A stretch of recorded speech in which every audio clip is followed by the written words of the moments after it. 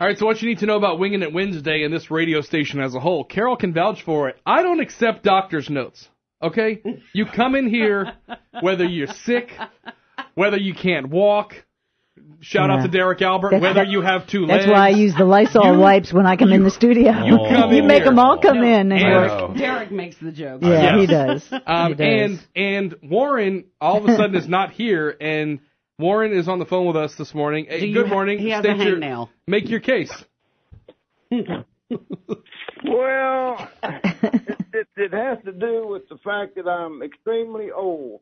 Okay. And that 50 years ago, it was this is the 50th anniversary of the Tet of 68 offensive when the first Marine died on embassy duty. And they are having a commemoration at the Marine Security Guard Battalion in Quantico, and I have been invited to go up there for that since I was involved in that deal. And so that is why I'm not in this morning. I'm en route there. All right, that's acceptable, I guess, Warren. We miss you today, buddy, and thank you for being part of that all those years ago. All right. I'm just proud to live this long. Yeah, no kidding, right? Just to see the anniversary. I love you. You are awesome. All right, Warren, we'll see you next week, bud. Be safe, bro. Okay, y'all take care. All right, dude, thank you.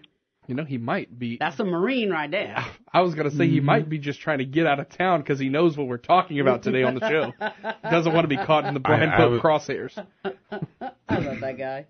Anyway, so we are joined with Carol Ross and Stafford Barnett today. Good morning. Good How morning. are you guys? I'm excited to see you guys. Lots going on. We're going to start locally, though, because there's another twist and or turn in the Brian Pope back and forth. The legal team for Brian Pope, the current Lafayette Marshal, wants the felony trial moved out of Lafayette because of the interest, because of how much coverage it has gotten. Carol, just the latest kind of twist in it. It seems to be never ending. Oh, yes, the long, sad saga of Brian Pope. Well, I think his attorneys are right on this. I do. There's been a lot of publicity about this. The recall brought in a lot of publicity, a lot of people who would not otherwise maybe have paid attention. So I think his attorneys are right, but he's going to have to move out farther than just Lafayette Parish. I mean, 15th Judicial District, maybe Pluto, I don't know. But no, I think they're correct. In order to make sure he gets a fair trial, yes. Now, the other thing that they're requesting is to separate some of the charges, the perjury from the malfeasance charges. They may have a point there as well. Whatever. I'm sure Jules Edwards would be happy to get rid of this little thing because he's had enough, I think, of Brian Pope. Just from the quotes in the paper, it sounds like he's just a little bit frustrated with all of this. They keep coming back. He's going to pull on Queen Elizabeth on Mary Queen of Scots. Get rid of this scourge for me, please. And then, it's just, it's a long, sad saga. Let's put it that way. And what is really sad is that the opinions that came down from the attorneys general both times virtually said, well, actually it came out 3 times, but one of them was not released. Mm-hmm. And they all virtually said the same thing. You are not supposed to be lining your pockets with this. So the question right now is who's going to get him to cease and desist from doing something illegally that he's doing right now? Who is going to get him to cease and desist that? Would that would be the DA. Okay. That's what I was going to ask you. Would it fall? Who immediately would it fall under? Their responsibility would be. And the DA finally asked for that third opinion that came down that finally was released and reiterated what had come down the first time. Now the people in Shreveport, I think his last name is Richard. I'm not sure, but he stopped immediately when that original opinion came down in 2011. He stopped doing that. I almost thought, looking at this change of venue story, I almost thought, because remember what came up last week here on the show was, well, Nikki Picard did it before. I almost thought having it here, if you have anyone on the jury who knows Nikki Picard or had warm feelings for him, maybe it would work in Pope's favor to be here. Well, that may be not to go back and charge anybody retroactively, but just get them to stop doing it now. You're the person that's currently in office. Correct. Right. Okay, so that's where you're going. Okay. I'm hoping that somebody goes and files charges against him for misappropriating funds. It makes sense, right? The guy's stealing. So here's the tough part, right? We are at the height in society of social media, and so everything that he's done's been on video, And so every time that he's lied, it's been on video, right? So, yeah, it's going to be tough for him to get a charge here because everybody's seen him perjure himself, right? And then everybody's seen him commit these crimes. And so I think it's just a stall tactic. I've said it before and I say it again. I think his court date got moved to the 28th. I think on the 28th he's going to go to jail. I hope he goes to jail. He's a criminal, and the tough part is that judges get put into a tough situation when trying to prosecute elected people. And I understand why, right? At the end of the day, they respect democracy. They respect the fact that at the end of the day, the citizens of Lafayette did elect to put a criminal in that position, right? And so it's almost the will of the people to have that criminal there. I think if people knew what a terrible person and what a lack of integrity he had, they wouldn't have put him there. They would have put his opponent, right? And look, I would say 99 out of 100 people in Lafayette can't name his opponent. I was heavily involved in that election, and I still can't. Was it Kip Giudice he was running against? No. I can't remember. Well, Kip Giudice was one of them. There were several, I believe. Okay. Yeah, no, there were several candidates. Yeah. Wow. So me being heavily involved in that election, I can tell you, I don't remember who he was running against. I barely remember who Mark Garber was running against. The only reason I remember it was Chad Leger was because of Brian Pope. Yeah, right? Carol, I was going to ask, because this crossed my mind when I was listening to your show yesterday. When you kind of look at the whole thing, say he would have just given the records to the Independent. He would have had an ethics fine. He would have had an ethics fine. They would have found it out. He would have had the fine. $2,500 maybe. Mm-hmm. No one would have kept digging. If they would have had the story and said, this is what happened, and he said, here you go, this is what... It wouldn't have even risen and he to might this. even have done what Greg Gushusan has done. 10 years later, we're still waiting for him to pay the $1.5 million that they originally said he owed. Mm-hmm. So you see, he could have strung it along for $2,500. Yes, indeed. Yes. By the way, the Supreme Court refused that writ on Greg Gushusan. So there's no place for him to appeal. It's got to go back. Now, they may have to dial back on the amount, but it's coming down. But I do want to tell you, there is still a February 20th. But that is going to be used apparently for motions that his lawyers are going to do. Probably some of these that we're talking about this morning, and then the February 28th. That's when poor Judge Edwards. I was about to say, I think you're right. Has got to review the contempt probation stuff. A judge, and you never go there because the judges, they get all kinds of cases, and it's not about personal preference or whatever. But as the judge in this, I feel like you should have some sort of out to just say, I can't even think about this anymore. And that is something that a change of venue would do. By the way, since Warren's not here to defend himself, I'm going to hammer the local Republican committee, who were now months into this, still hasn't come out and censured him, asked him to step down or do anything. And they've seen the video too. They've seen the video of this guy committing his crimes. Right. Well, when the Democrats start censuring their people for doing wrong. Oh, come on. This ain't a Republican-Democrat thing. This is a board that he's on. And you have sat in this room and done the same thing and said that he should be censured or that it should be brought up that he should be asked to leave the board. You've said that in this room, too. We actually agree on this. Censured, maybe not. Well, no, I don't know about censured, that I ever said anything about censured. But something should be done. The problem is then when Warren reminded me that they are elected. And there are people who really are wary of throwing anybody out, including, just like the judges. Yeah, exactly. They got to go through the process. We're going to move on to some other issues, as it looks like we are staring down the barrel of another government shutdown. Thing. Yeah. He should resign. If he had any ethics left, he would resign, and he should have done that a long time ago. He should resign at all, and he should move. If he's going to get a fair trial here, he should think about how he's going to get treated for the rest of his life here. He is the black sheep of this town. There are people who still defend him. There are people in his office who still defend him. Yes. All right, 7:20. And we haven't heard all of the story. We know a lot of it. Yeah. Will the immigration fight in D.C. lead to another issue with a government shutdown? Lawmakers, it appears, do not want that to happen. The White House may be okay with it. We're back with more Wingin' Wednesday next. All right, we got to get a quick look at traffic here. Earlier, I-10 eastbound over the Basin. We have a problem with the right lane. That's I-10 eastbound 118. The right lane is closed due to a traffic crash on I-10 over the basin. We also have an earlier crash, I-10 eastbound, mile marker 97 in Scott. We have a traffic light malfunction being reported now, Johnston, Atlanta. That's a traffic light malfunction. Johnston, Atlanta. We have a traffic crash, Vero at Mill Creek. That's Vero at Mill Creek. Mill Street at Renault. That's Mill Street at Renault. Make sure you're buckling up, keeping it safe out there. Our traffic update brought to you by Cartridge World in Lafayette. Want to save money on ink and toner for all those high-speed copiers and printers? Well, give Cartridge World a call today. They can help you save 20 to 35% at Cartridge World.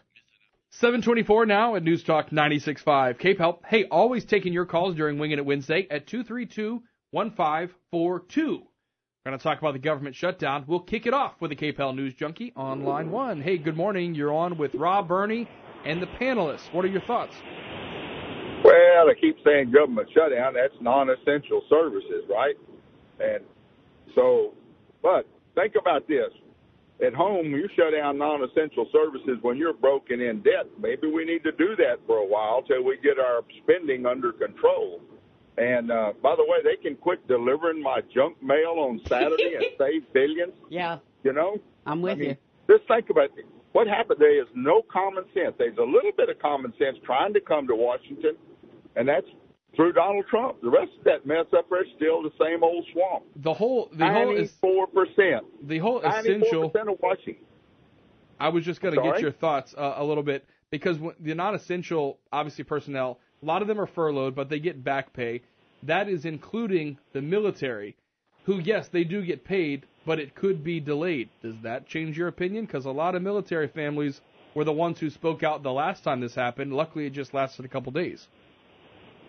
They always throw that in there. We're going to pay our military. That's an essential. I mean, we're talking non-essential. We're talking about the stuff that, you know, endowment for the arts. And I mean, I could go through a list of things. I guarantee you, you could cut a lot of wasteful spending from Washington if you go through and get rid of the non-essentials and then quit delivering the mail. I mean, that's just it's not a cut in spending while the government shut down. It's just a hold off until they get their check. It's a halt, because they eventually will get paid. Anyway, thank you for your call. We're going to go to the panelists and take some more of your calls at 232-1542. Call it a furlough.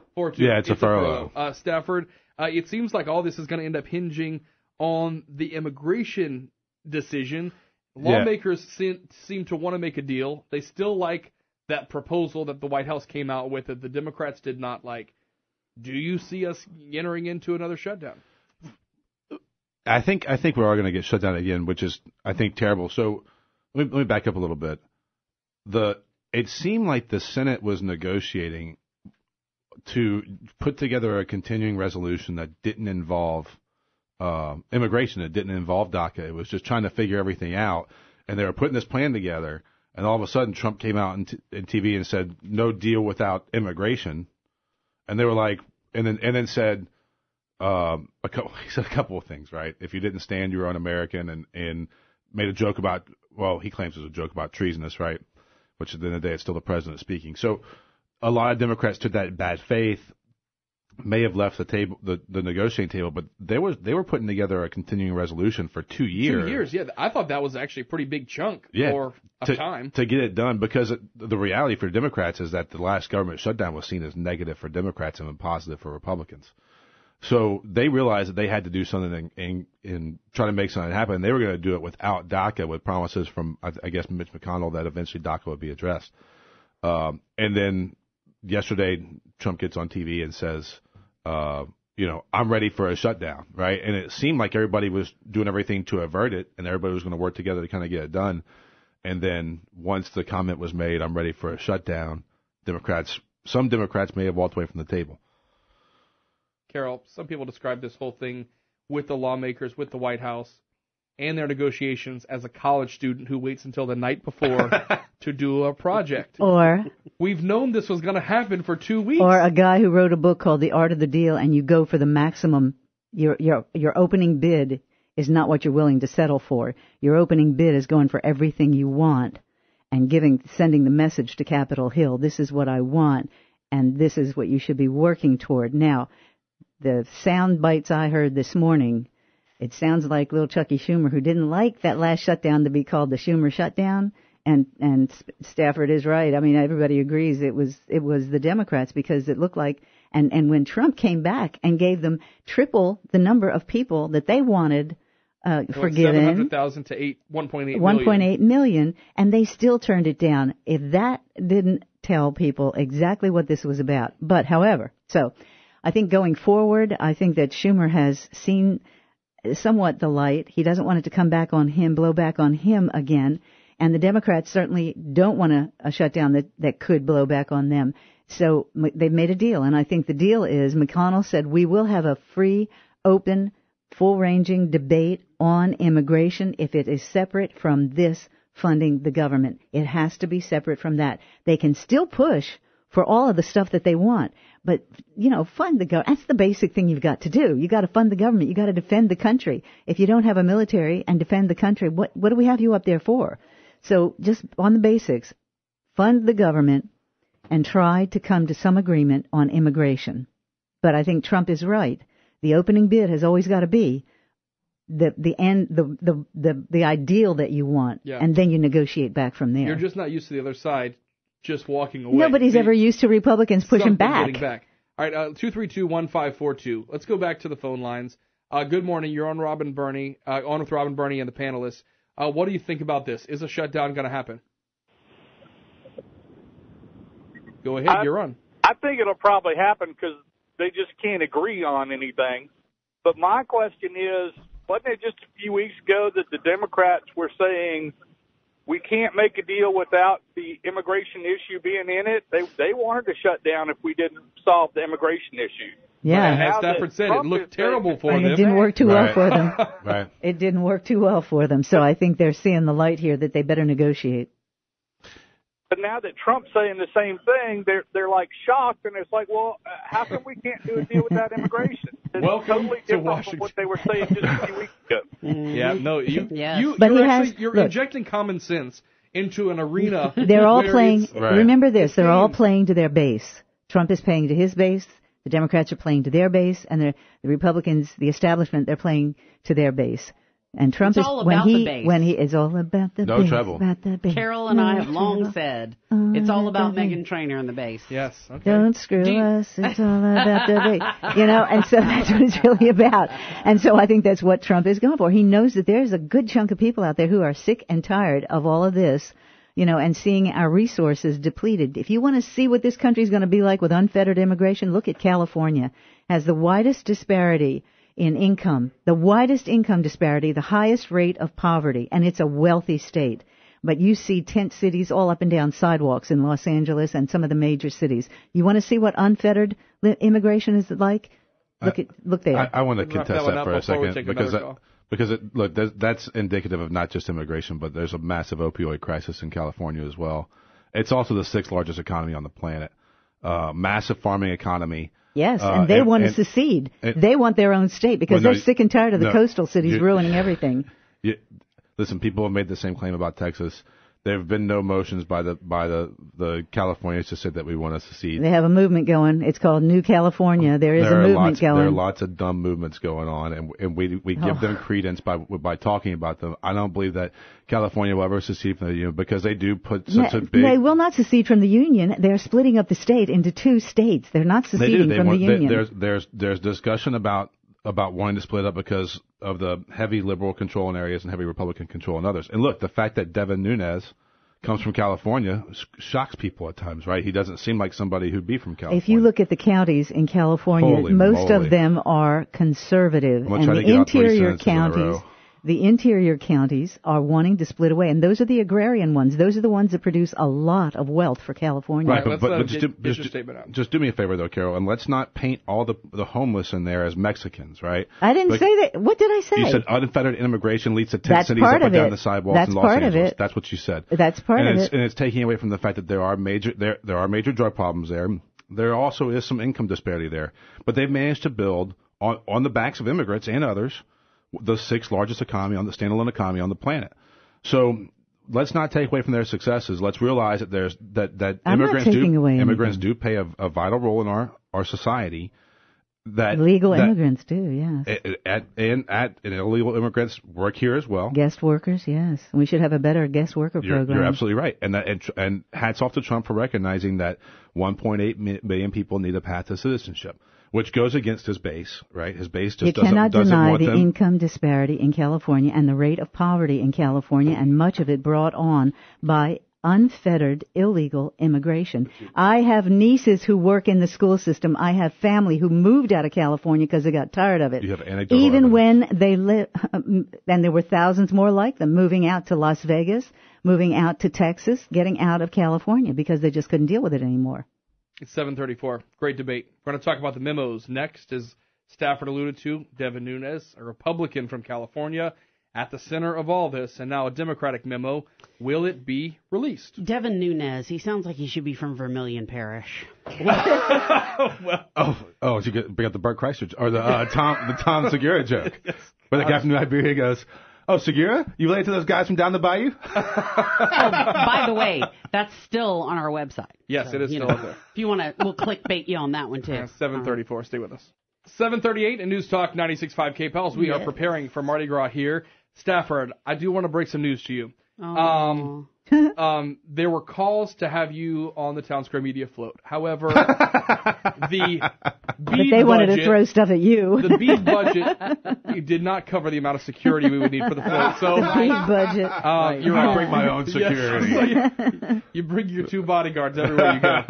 He has a Kevlar vest. You can look for us, by the way, in the Independent Parade on Tuesday on the Town Square Media Monday, float. And Bernie's going to be in the Queen's Parade. I was wondering why I was dodging a float on the way in this morning. I'm like, why is there? What was going on with that, right? I realized you're trying to get in the spirit, but guys, park it somewhere else. Yeah, really. Yes. It's right in the middle there. Yeah, actually next, and you're so tall, you wouldn't be able to ride on the top part of the float anyway. You wouldn't make it under red lights. Here's what you do, because I have a face made for radio. Oh, no, you don't. You're a good-looking guy. Take me to the mast of the front, like the front of an English ship. And you want to be the flying lady? I'll be the recycling place for beads. People can throw their beads back at me. That's right. It works great. We'll recycle, clean up Lafayette. Yeah, all right. Anyway, do a Pirates of the Bayou. We're excited. We're excited about that. All right, so it's memo versus memo. Last week we spy versus spy. Yeah. Spy counter spy. Yeah. Yes, exactly. We got the look at the Republican memo, authored by Devin Nunes and his staff. Obviously, lots of back and forth. The Republicans, a lot of them said, well, this shows everything we've thought the whole time. Democrats said, well, that's only half the story. So now there's another memo that's waiting in the wings. It's apparently being reviewed by the White House to see if the White House will release it. Stafford, first of all, before the Comey memo came out, I think a lot of people were even like, what's a memo? Like, what is this? I mean, are you talking about just an email? Are you talking about a letter? And now we're talking about memo versus memo. So where are we now? Do you think the Democratic memo is going to be released by the White House? I think so. Traditionally, the memos come out at the same time. There's a majority report and a minority report that come out at the same time. News medias look at them, they look at their discrepancies, they go do their own vetting themselves, and figure out which part of the story they want to run with, right? I thought it was telling that in the process of releasing the Democratic memo, Devin Nunes made a statement and was then asked by some of his Democrat counterparts if the White House had any involvement in the crafting of the memo, and all he would reply is that the memo was not written by the White House. Okay, so look, Devin Nunes is the guy that ran to the White House in the middle of the night saying, "Hey, I've got this, outside of the rules of typical acting in Congress and the House, right?" Because again, these guys are equals; they're not subordinates. And so, with that being said, I'm curious to see what's in the Democrat memo. I agree with what Trey Gowdy said, that there'd be a Russia investigation without the Pfizer warrant. The narrative that's trying to be spun here is that that there was an active there was an active Pfizer warrant on Trump, which is not the case. There was an active Pfizer warrant on Carter Page, who is basically, I'm still trying to figure out what Carter Page is, right? I don't know if he's a Russian spy or if he's an American spy who is working both sides, but either way, he's been considered corrupted, right? And so when you look at all of this, and when you sit back and go, look, there's a good chance that Trump did not collude with anybody, right? So what is he? Did he collude, or is he just a big idiot? Did he surround himself with people who are all compromised by Russians? Paul Manafort and his business partner Michael Flynn, Carter Page, and then none of this would have really kicked off if they didn't have a junior on there by the name of George Papadopoulos, who was allowed to speak on behalf of the campaign, who got drunk in Great Britain with meeting with another spy, and then we find out, literally 3 weeks ago, that now the Dutch had infiltrated a camera inside the Russian facility and videotaped the Russians hacking the DNCs, right? Mm-hmm. And so, the whole thing is just absolutely mind-blowing to me, and I'm loving the fact that I think Mueller's working really hard right now to root out the Russian operatives inside Trump's campaign and inside our government. Good Lord. All right. Oh, my God, what a parallax So view. Memo versus memo. Let's start there, and then we'll get into who is Carter Page, and why were they looking into him back in 2013 before the campaign even happened? Carter Page is a doofus. The Russians did think about recruiting him, but they found out that he had nothing between the ears, and so there was nothing. No, I'm being ugly, but I don't know what he has between the ears, but the Russians couldn't find anything that he could bring to them, and so they dropped it. I mean, these are business people who have contacts all over the world, actually. But getting down to the memos. Okay, so Devin Nunes, the first time he really sniffed out something really serious going on, he backed off because immediately the left-wing media started attacking him. So he backed off, and he very quietly went underground. He and Trey Gowdy and Jim Jordan and a bunch of others really started doing their homework.